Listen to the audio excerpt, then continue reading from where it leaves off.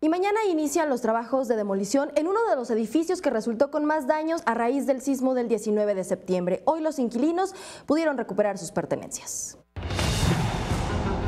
Así luce la entrada del edificio Osa Mayor en la colonia Doctores. Entre polvo, piedras, muros cuarteados, resultado del sismo del 19 de septiembre pasado, en compañía de vecinos, subimos al piso 8 de los 14 con los que cuenta este condominio. Nos encontramos a Eunice quitando plafón, puertas, pues tienen hasta el día de hoy para rescatar muebles lo más que se pueda. Mañana martes es el cierre completo del edificio. Colocarán el tapial, telas alrededor del inmueble, será demolido.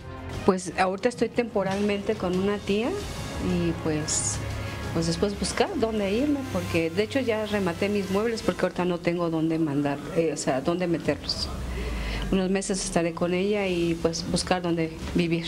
Seguimos el camino, trabajadores de mudanza sacaban puertas, plafones, todo lo rescatable era bajado por las endebles escaleras. Así llegamos con Pedro al tercer piso. Prácticamente ya estamos haciéndola, tratando de sacar lo que más se pueda, ya después de la demolición pues ya no se va a poder entrar.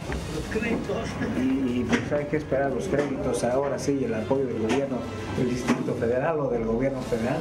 Y sí, en el campamento 56 inquilinos mantienen al exterior su lucha por un proyecto de reconstrucción y tratan de vender y recuperar algo para ayudarse. Es el último ingreso de los inquilinos y mudanceros a la Osa Mayor.